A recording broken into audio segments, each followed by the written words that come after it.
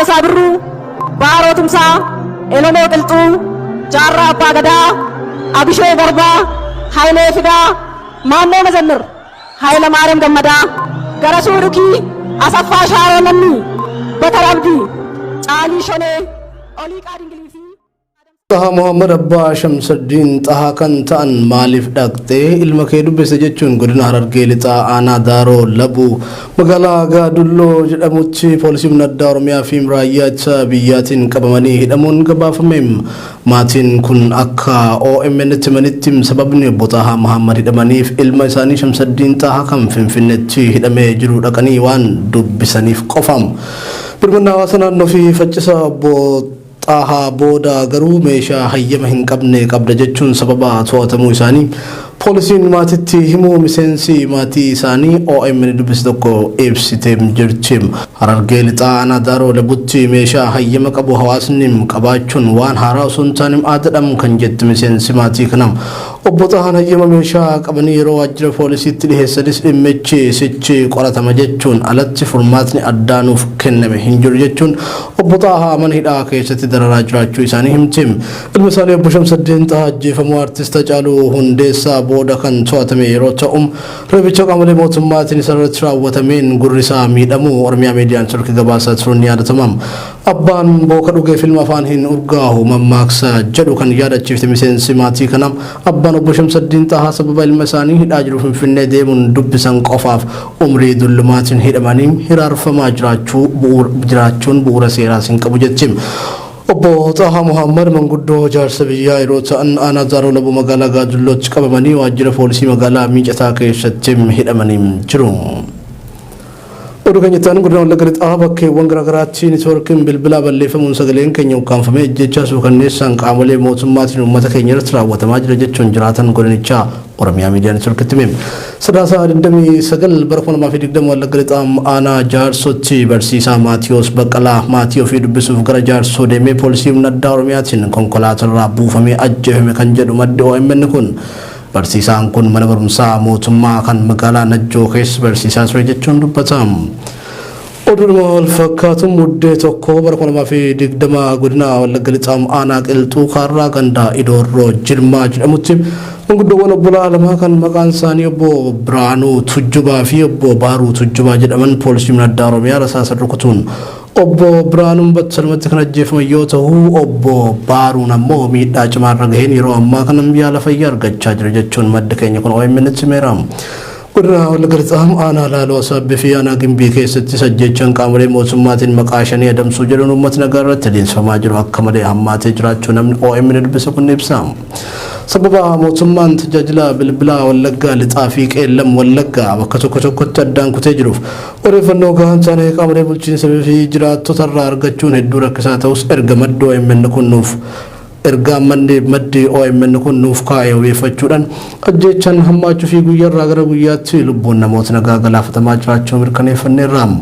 Godina Wallagga lixaa aanaa Gimbii bulchiinsa magaalaa Gambeelaa aanaa Laaloo Asaabbii gandaa Buukoo Asaabbii fi gandaa Axxoosiisiiban warra Baabboo fi ganda Laaloo Waanjoo keessatti sorbanoota kana keessa namoonni 14 ol ajjeefamaniiru.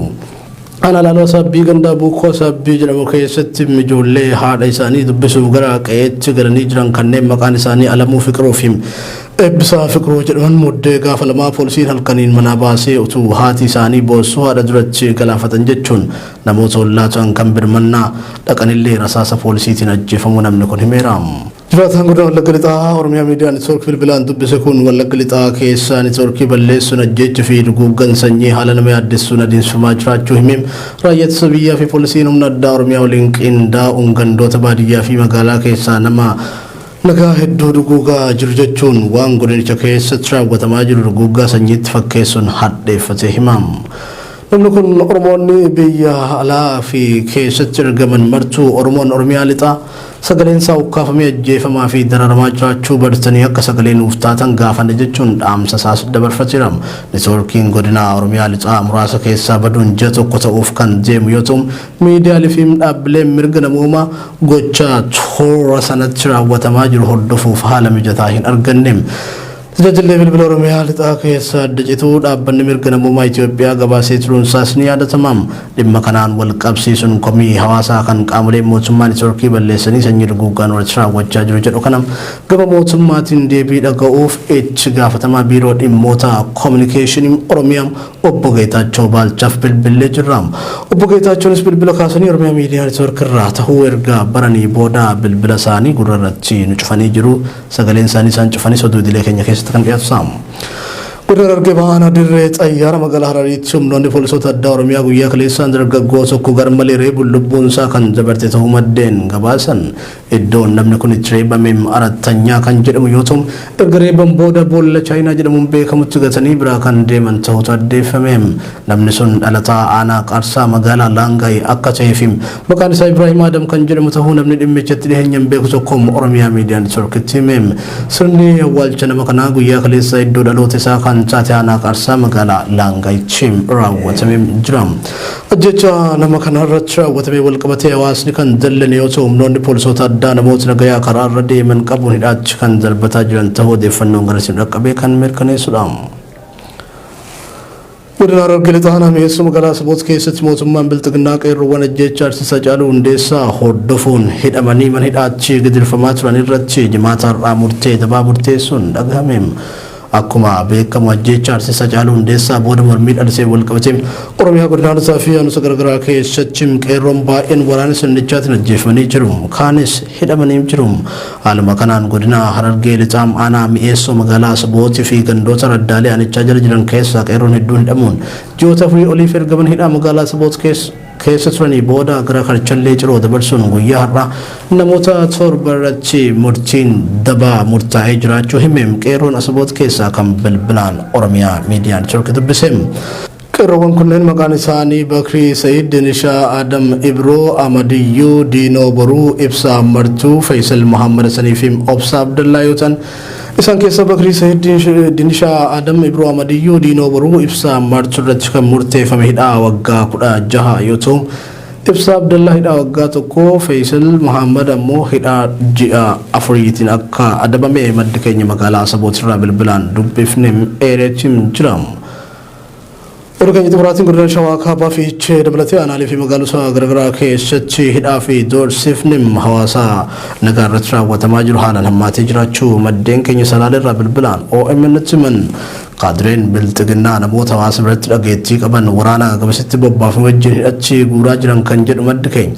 Keessattuu kan irratti xiyyeeffatan jaarsolii biyya abbootii gadaa fi barsiisota sabboonummaa qaban akka ta'es namni bilbilaan dubbifne kun nuuf himeetiin jira.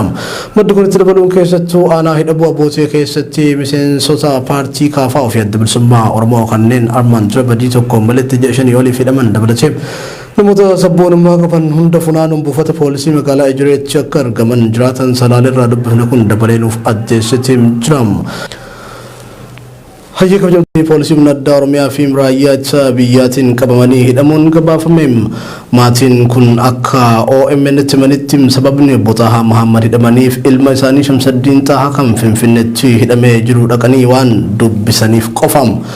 Birmanni hawaasa naannoo fi faccisa obbo Xaahaa booda garuu meeshaa hayyama hin qabne qabda jechuun sababa to'atamuu isaanii poolisiin maatiitti himuu miseensi maatii isaanii OMN dubbise tokko ibsitee jirti. Harargee lixaa aanaa Daaroo Labutti meeshaa hayyama qabu hawaasni qabaachuun waan haaraa osoo hin taane aadaadhaan kan jetti miseensi maatii kanam. Obbo Xaahaan hayyama meeshaa qabanii yeroo waajjira poolisiitti dhiheessanis dhimmichi sichi qoratama jechuun alatti furmaatni addaa nuuf kenname hin jiru jechuun obbo Xaahaa mana hidhaa keessatti dararaa jiraachuu isaanii himti. Ilma isaanii obbo Shamsaddiin Xaahaa ajjeefamuu Artiist Hacaaluu Hundeessaa booda kan to'atame yeroo ta'u reebicha qaamolee mootummaatiin isarratti raawwatameen gurri isaa miidhamuu Oromiyaa miidiyaa neetwoorkii gabaasaa turuun ni yaadatama. Abbaan booka dhugee filma afaan hin urgaahu mammaaksa jedhu kan yaadachiifte miseensi maatii kana abbaan obbo Shamsaddiin Xaahaa sababa ilma isaanii hidhaa jiru Finfinnee deemuun dubbisan qofaaf umrii dullumaatiin hidhamanii hiraarfamaa jiraachuun bu'uura seeraas hin qabu jetti. Obbo Xaahaa Muhammad manguddoo jaarsa biyyaa yeroo ta'an aanaa Daaroo Labuu magaalaa Gaadullootti qabamanii waajjira poolisii magaalaa Miicataa keessatti hidhamanii jiru. Oduu kan jettaan godina Wallagga Lixaa bakkeewwan garaagaraatti neetwoorkiin bilbilaa balleeffamuun sagaleen keenya ukkaanfamee ejjechaa suukanneessaan qaamolee mootummaatiin uummata keenya irratti raawwatamaa jira jechuun jiraatan godinichaa Oromiyaa miidiyaa neetwoorkiitti hime.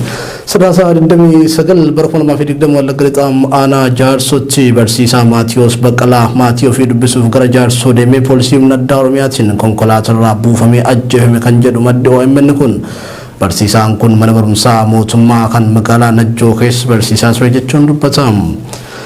Oduun wal fakkaatu muddee tokko bara 2020 godina Wallagga Lixaa aanaa Qilxuu kaarraa gandaa Idoorroo Jilmaa jedhamutti manguddoowwan obbolaa lamaa kan maqaan isaanii obbo Biraanuu Tujjubaa fi obbo Baaruu Tujjubaa jedhaman poolisii humna addaa Oromiyaa rasaasa rukutuun obbo Biraanuu Baaroo Tumsaa Elomoo Qilxuu Jaarraa Abbaa Gadaa Abishoo Garbaa Hayilee Fidaa Maannoo Mazannir Hayila Maariyaam Gammadaa Garasuu Dhukii Asaffaa Shaaroo Namni Batar Abdii Caalii Shonee